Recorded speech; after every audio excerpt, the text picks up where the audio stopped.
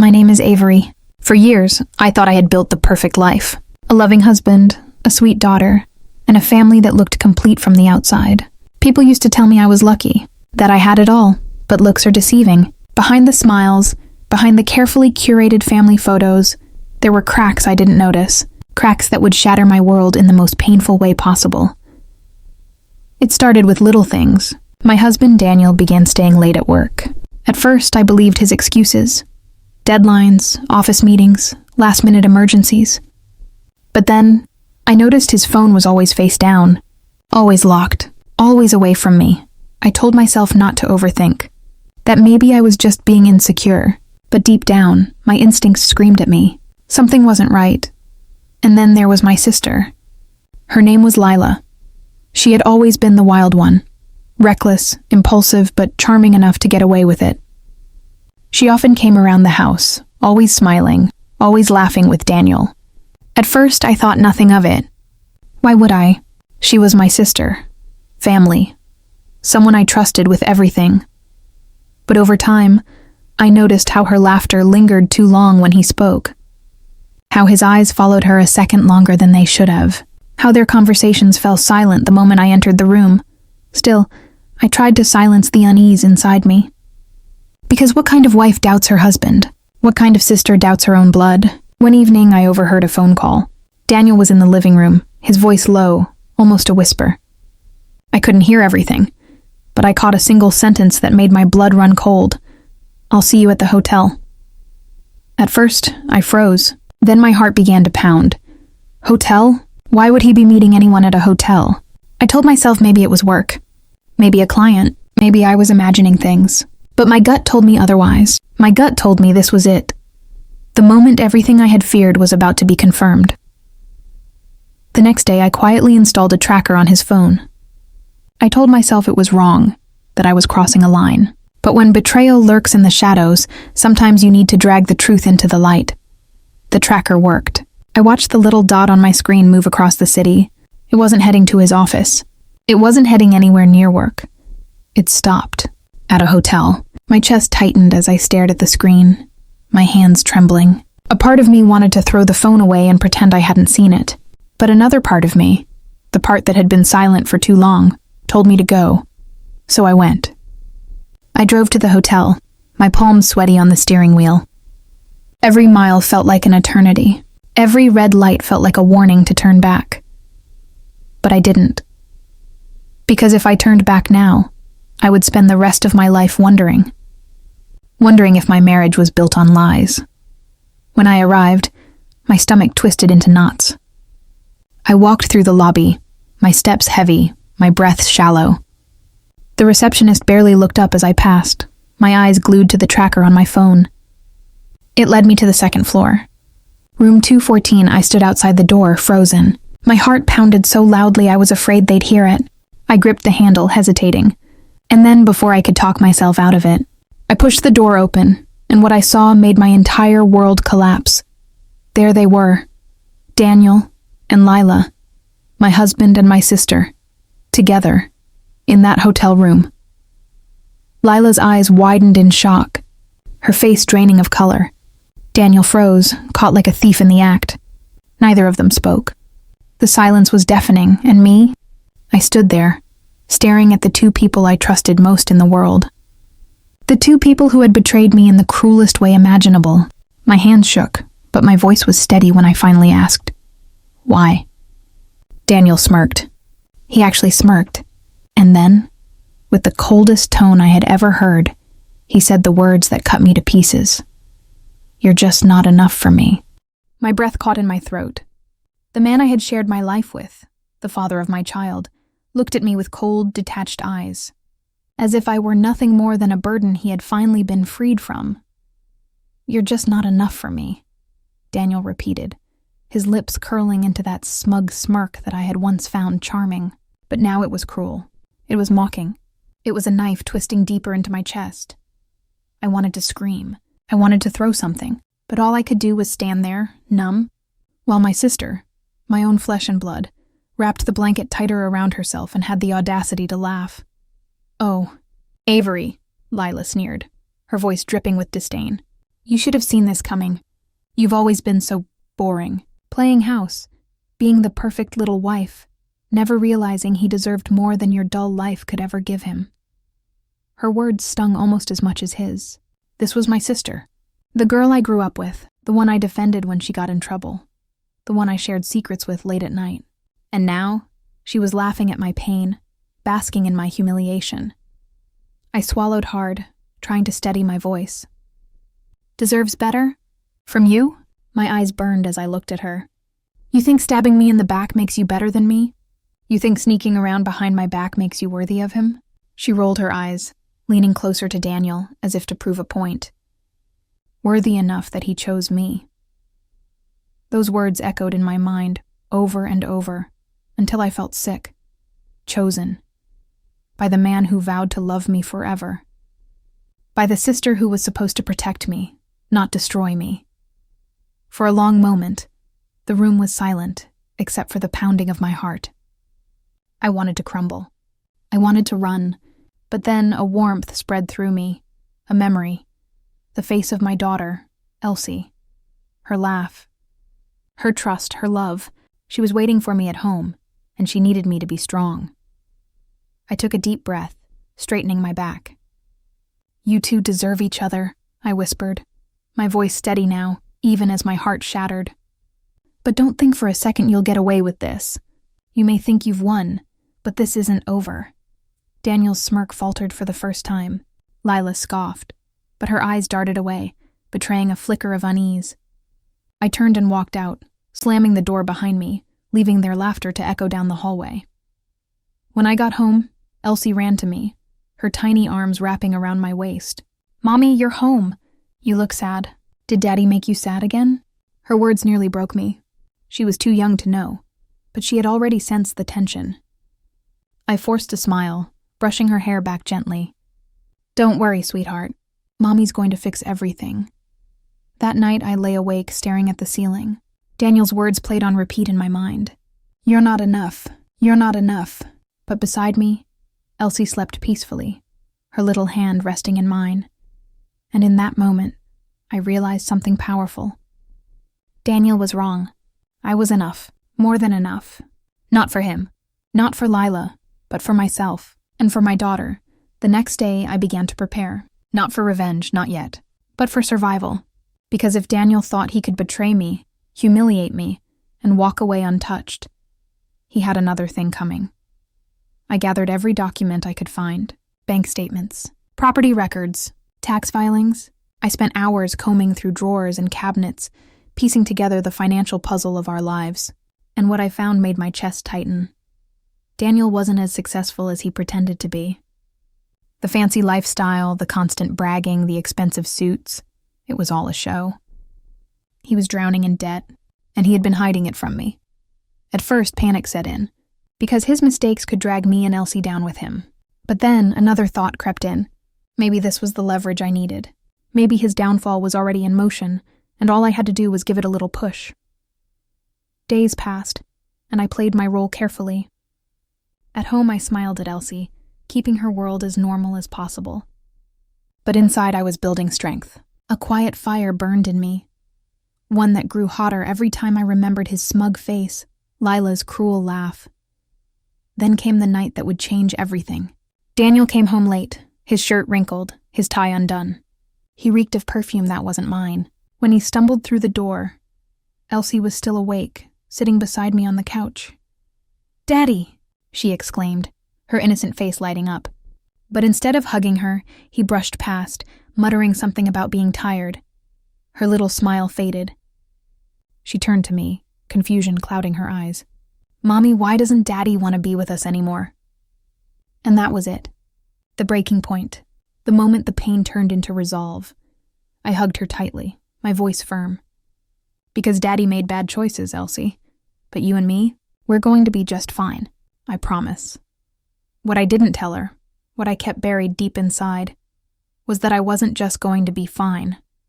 I was going to make sure Daniel and Lila paid for every ounce of pain they had caused, and the first step was about to begin. The morning after that night, I woke up with my jaw tight and a list in my head. Not a list of revenge steps plastered with hate, just a sequence of careful moves. Protect Elsie first. Secure our finances. Gather proof. Then decide what to do with the people who'd betrayed me. I started small. I changed passwords, email, banking, health portals.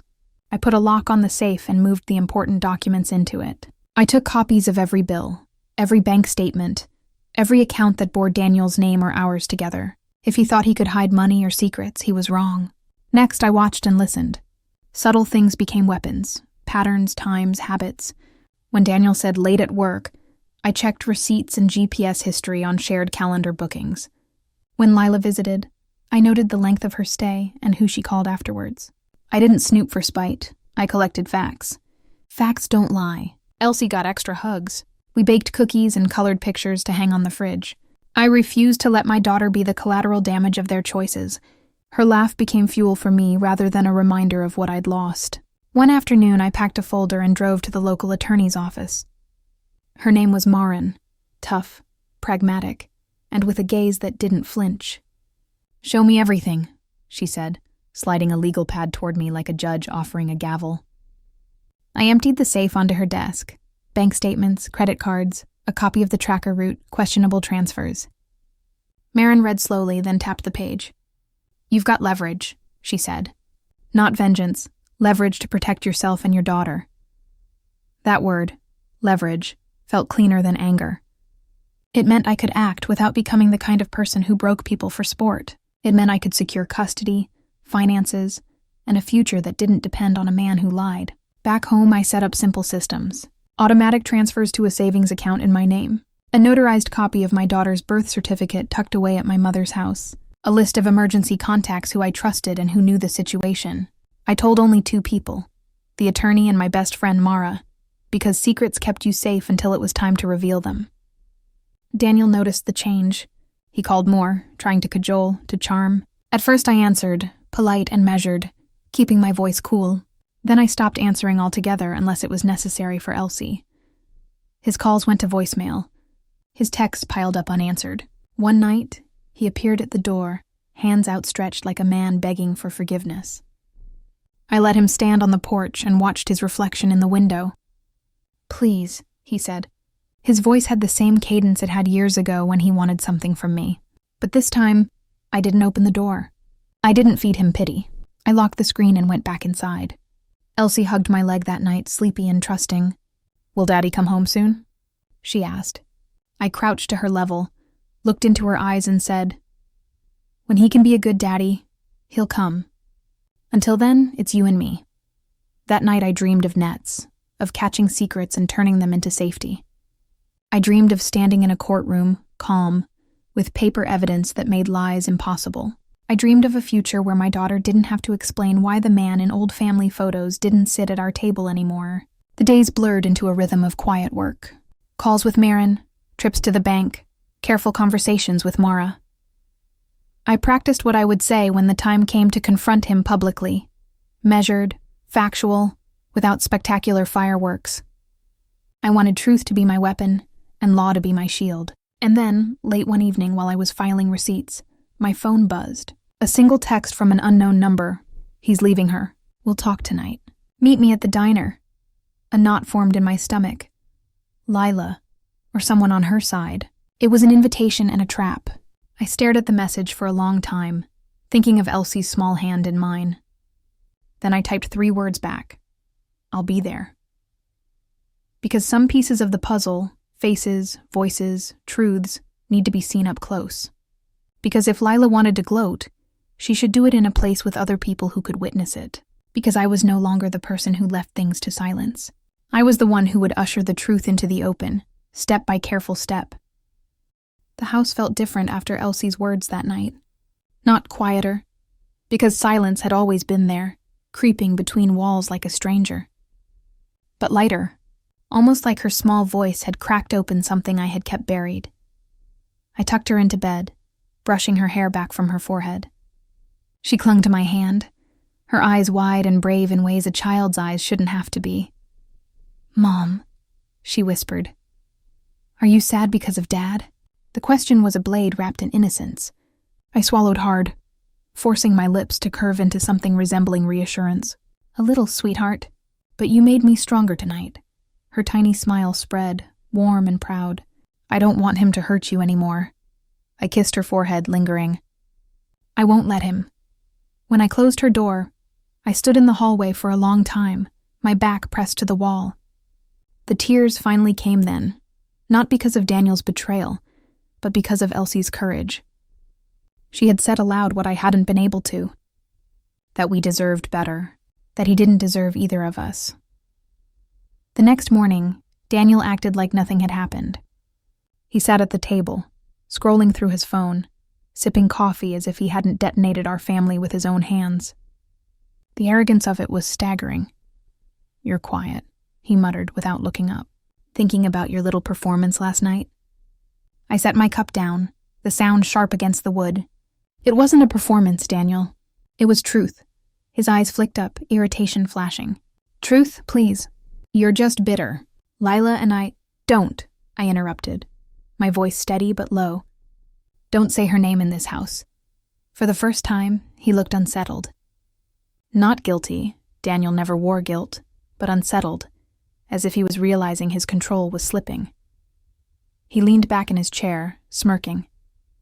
"You think you're scaring me with your little act of defiance? You'll come crawling back, Avery. You always do," I met his gaze, unblinking. "Not this time."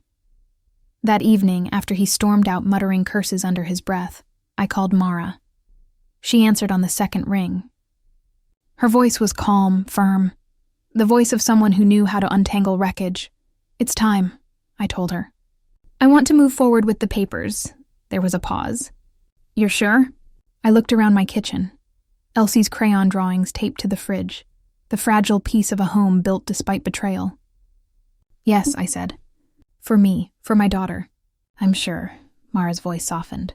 "Then we'll do it right. We'll do it clean, and he won't see it coming." That night, I gathered everything I had been too afraid to touch. Receipts, call logs, even the hotel room slip I had pulled from Daniel's jacket pocket the night everything broke.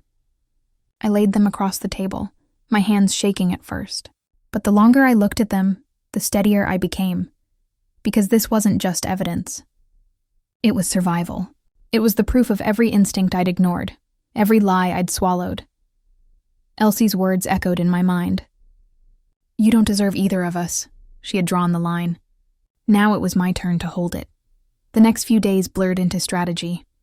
Meetings with Mara, conversations about assets, custody, protection. Every detail mapped like a war plan, because that's what it was. War. And in war, hesitation meant defeat. Meanwhile, Daniel kept playing his part. Late nights at work, secretive phone calls in the garage. His arrogance so thick he didn't even notice the shift in me.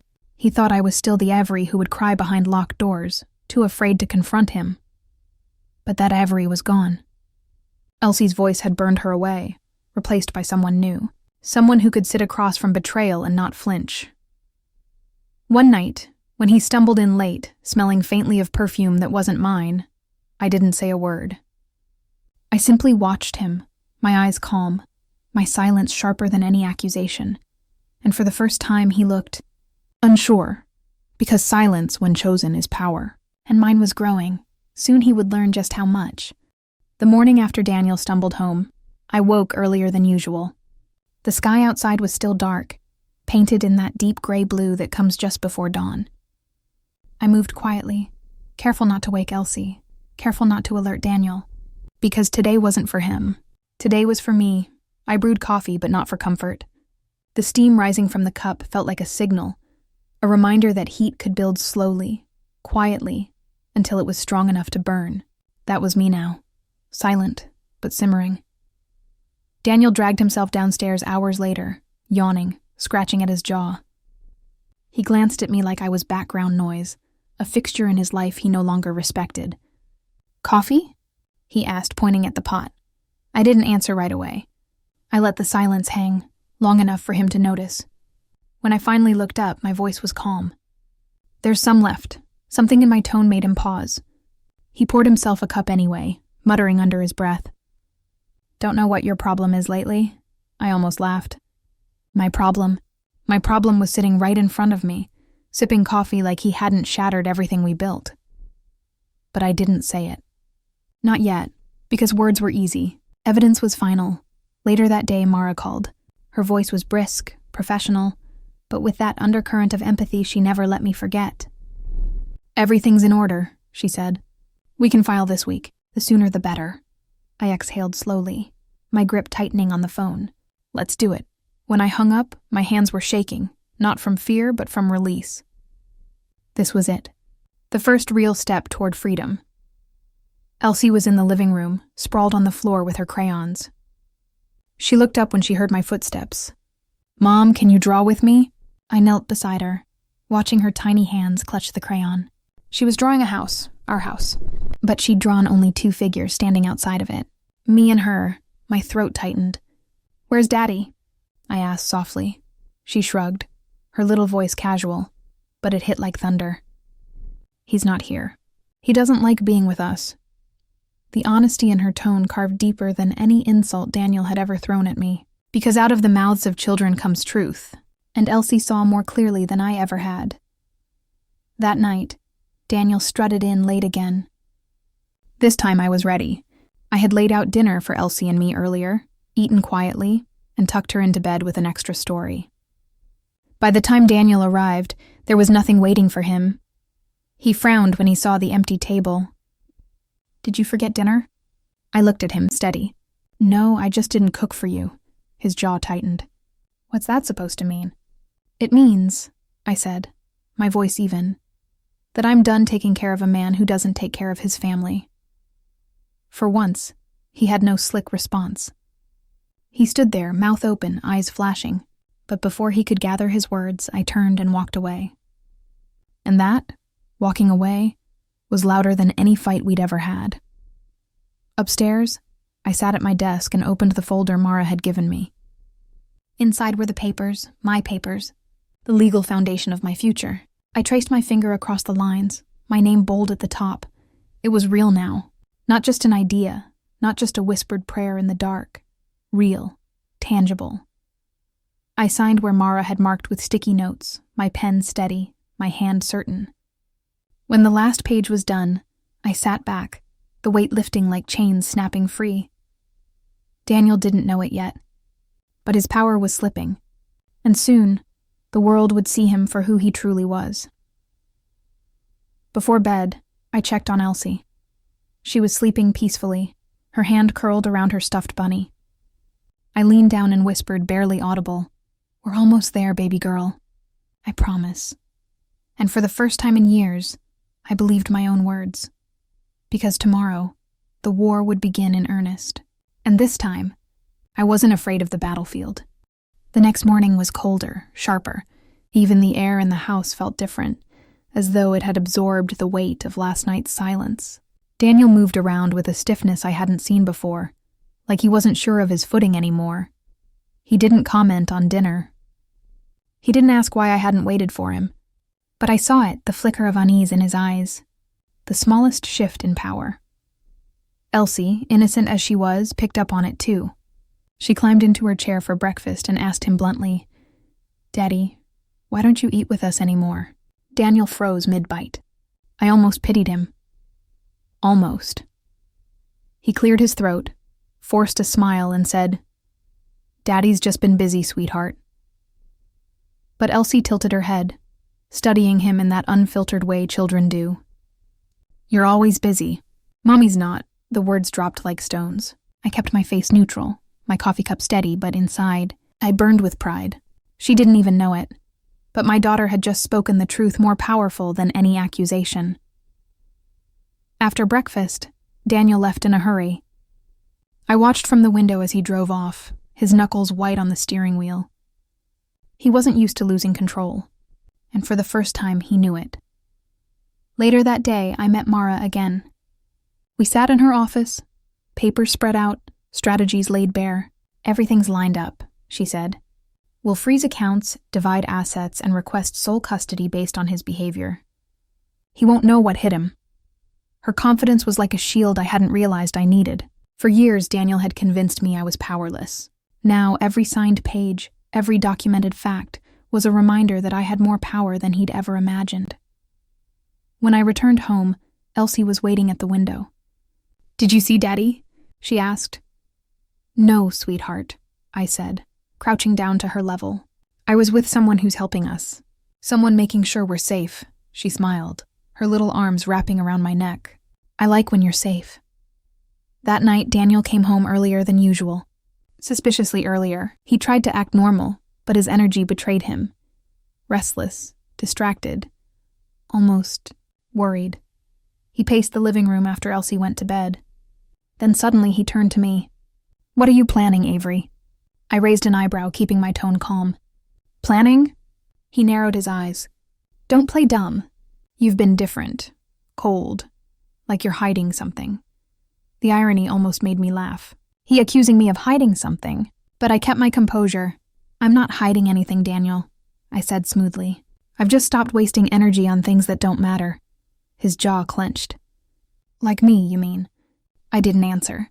Silence was more powerful than any insult, because silence made him question himself.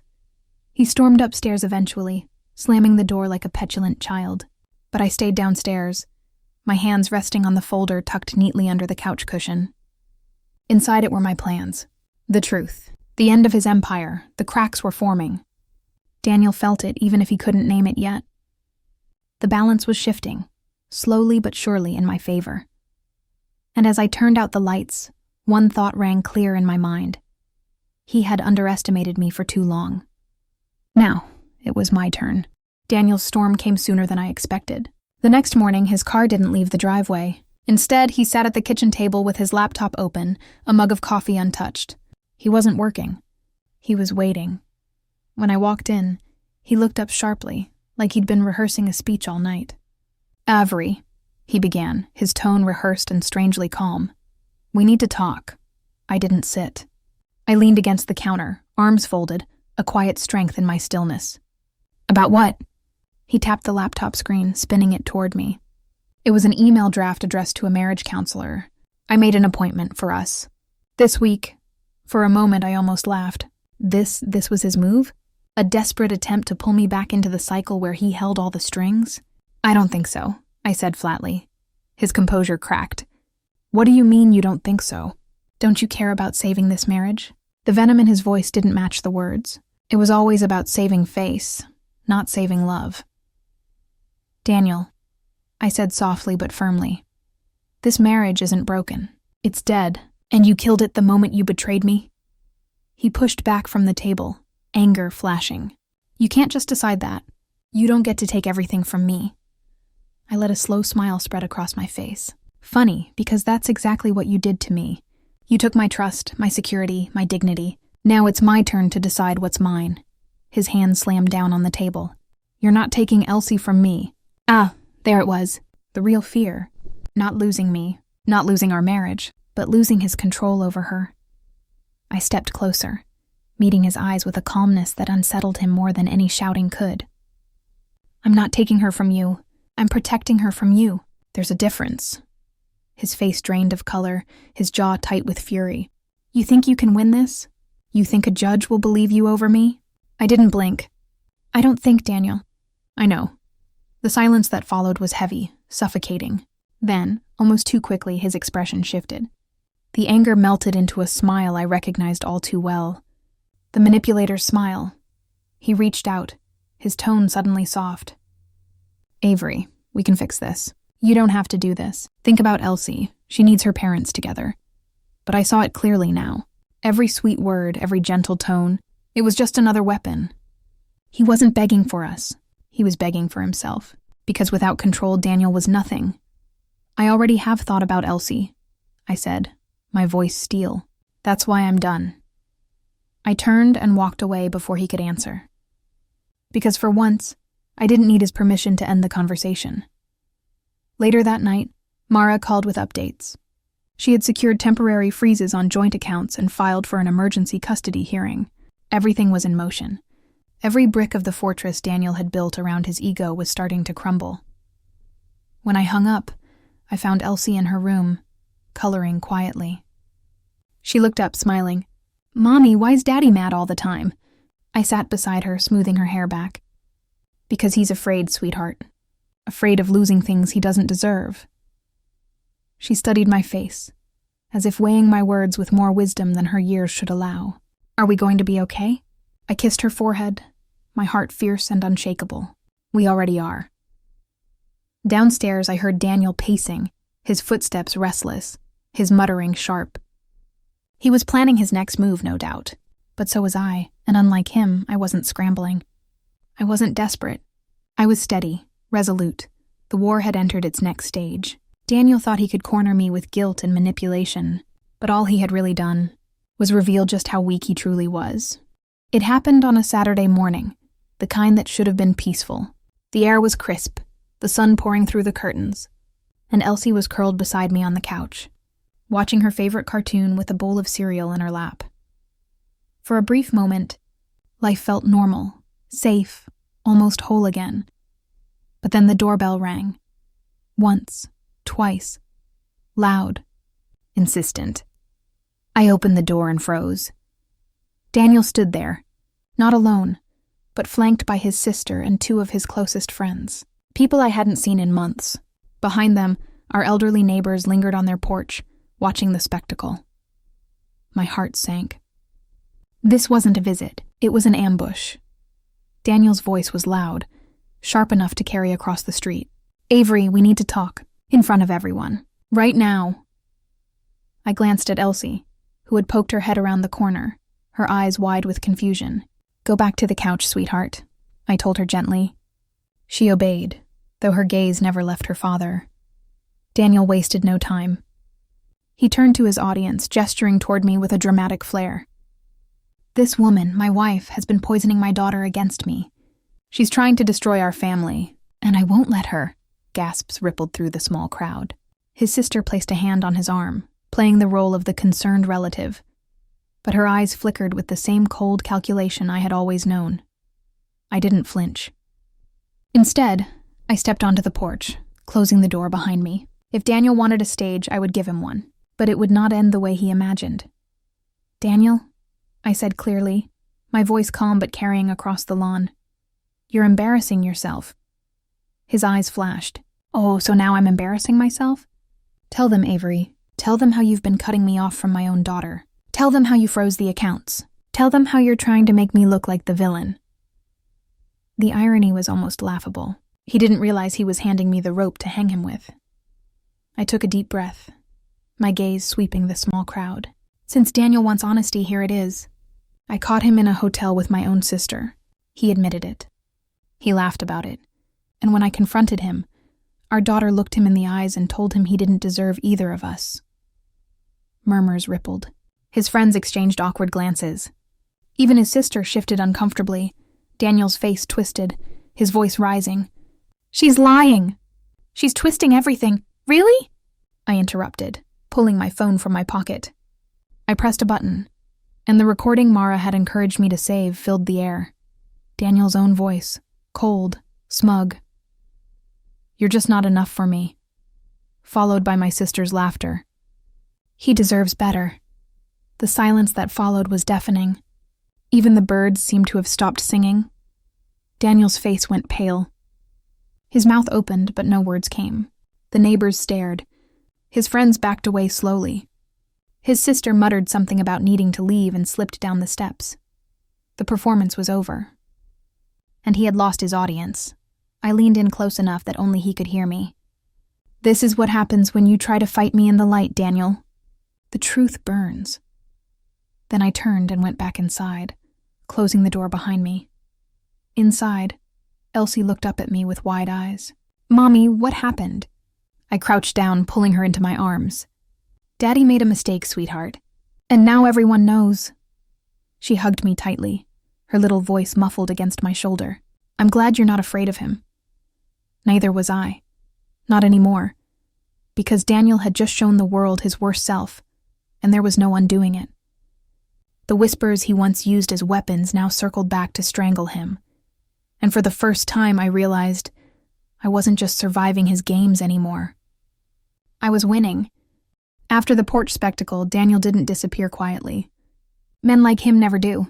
When their mask cracks, they don't admit defeat. They scramble. They claw.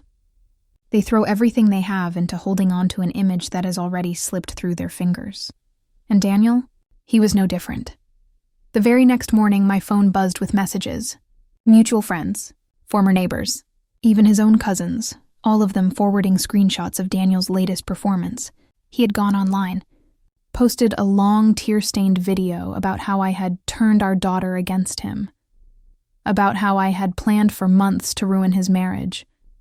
He called me manipulative, heartless, a liar. In the video, his voice cracked, tears rolling down his face as he claimed, "I'm fighting for my family. She wants to erase me, but I won't give up." The comments section exploded. Some pitied him. Others demanded to hear my side. And then, like a knife cutting through the noise, Mara, my best friend, dropped a single link beneath his video, the recording. Daniel's smug voice admitting it all. My sister's laugh like poison. The pity evaporated. The comments turned brutal. Cheater. Manipulator. You don't deserve them. Daniel deleted the video within hours, but the internet never forgets. Screenshots circulated. Clips were reshared. His attempt at redemption had only magnified his shame. But he wasn't finished. Not yet. 3 days later, I heard from Ethan, Daniel's boss. His tone was clipped, professional, but I could hear the discomfort beneath his words. "Avery, I thought you should know. Daniel came to the office yesterday. He tried to explain things, to defend himself. He even said you were unstable." I closed my eyes, my stomach sinking. Of course he did. When Daniel couldn't win with charm, he turned to smearing.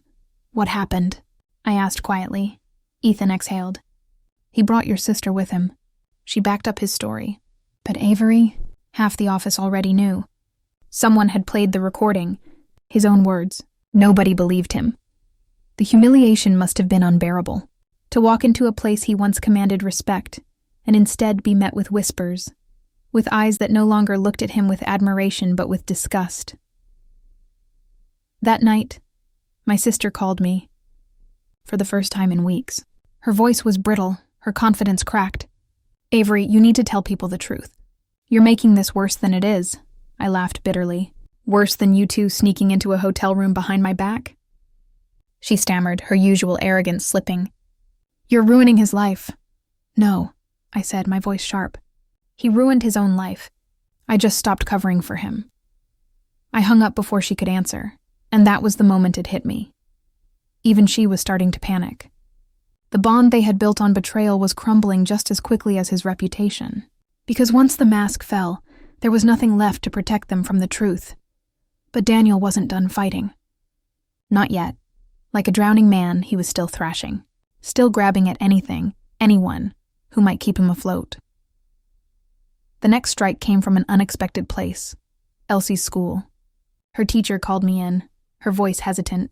"Mrs. Avery, we've had an incident. Your husband showed up during recess. He insisted he had every right to see his daughter. He caused a scene when the staff wouldn't allow it." My blood ran cold. "Was Elsie safe?" "Yes," she assured quickly. But it upset her. She cried for nearly an hour afterward. "We've documented everything, of course." I thanked her, though my hand shook as I ended the call. This wasn't just humiliation anymore. This was desperation, and desperate men are dangerous. That night, as I tucked Elsie into bed, she clutched my hand tightly. "Mommy," she whispered, her small voice trembling. "Why does Daddy keep trying to come back?" I kissed her forehead gently, forcing steadiness into my voice.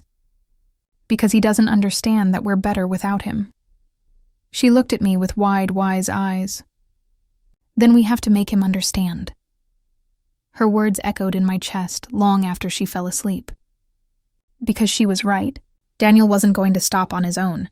He would keep clawing, keep lying, keep dragging us into the mud, until I made sure he couldn't anymore.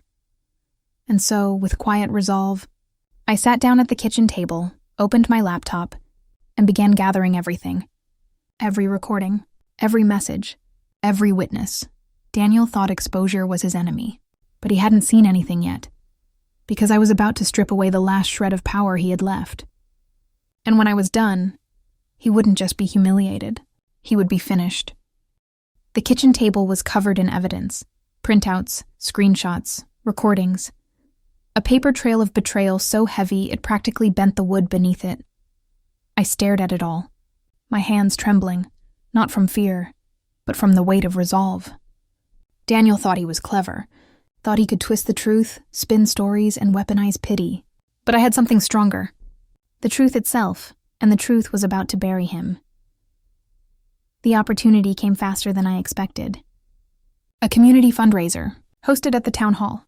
Everyone would be there: neighbors, co-workers, friends. People who had heard whispers, seen fragments, but never the whole picture. And Daniel, of course, had volunteered to speak. I knew why. He wanted to perform again, to cry, to beg, to sway hearts, to rewrite the story before it was too late. But what he didn't know was that I'd already made my move. That evening, I walked into the hall with Elsie at my side, her small hand gripping mine with trust so unshakable it fueled my courage. I wore simple clothes, no theatrics, because I didn't need them. The evidence would speak louder than I ever could. When we entered, conversations hushed. Eyes turned. Some sympathetic, some skeptical, some waiting for a show. Daniel spotted me across the room. His eyes widened, then narrowed. He hadn't expected me. He hadn't expected this. The event began. The mayor welcomed everyone, then invited Daniel to the stage. He walked up confidently, smoothing his suit, rehearsed sadness etched into his face. He started with the usual, the cracks in his voice, the dramatic pauses. My family was torn apart, not by me but by lies, by manipulation, by cruelty. A few heads nodded. Some people looked uneasy. He was good at this. Too good. And then it was my turn. I rose slowly, my legs steady, my heart pounding but strong. May I speak? I asked the mayor. He looked at me, then at Daniel. The tension was thick enough to choke on. Finally, he nodded. Go ahead, Avery. I stepped onto the stage, not looking at Daniel, not looking at anyone except Elsie in the crowd. Her little eyes locked on me, unwavering. Then I set the laptop on the podium. Clicked play. The room filled with Daniel's voice. Arrogant. Cold. Mocking. You're just not enough for me. She deserves better. His laughter. My sister's laughter. The crowd gasped. Chairs scraped. Murmurs rippled like a storm. I didn't need to add anything. The recording spoke for itself, but I did anyway. For weeks I stayed silent, I said, my voice steady. For weeks I let him twist the truth, smear my name, confuse you all with his performance. But this is who he really is. This is what he said to me, to the woman he vowed to love, to the mother of his child. I paused, letting the weight of it sink in. I don't want sympathy. I don't want pity. I just want the truth out. Because my daughter deserves to grow up knowing lies can't win. Not in this house. Not in this town. Not in this life. When I stepped back, the silence was deafening. All eyes turned to Daniel, and in that silence, his mask shattered. He stammered. This is taken out of context. But his voice cracked. His composure dissolved. No, you don't understand. It wasn't like that. But no one believed him. Not anymore. People began standing. Walking out, whispers turned into pointed stares. His friends, his allies, his audience, gone. Elsie climbed onto the stage, slipping her hand into mine. She looked at him with all the innocence of a child and all the judgment of truth itself. You don't deserve either of us. The words rang out again, sharp and final, and this time everyone heard them. Daniel's face turned white. He crumbled, not with tears, not with rage, but with the hollow collapse of a man who realized there was nothing left to fight for. Nothing left to twist, nothing left to hide behind. I held Elsie close, my chest rising with the first real breath of freedom. Because it was over, truly over. Daniel wasn't just defeated, he was finished, and for the first time in a long, long time, the story wasn't his anymore. It was mine, ours, a story not of betrayal, but of survival, of truth, of freedom. And as we walked off that stage, hand in hand, the applause wasn't for pity. It wasn't for drama. It was for strength. It was for us.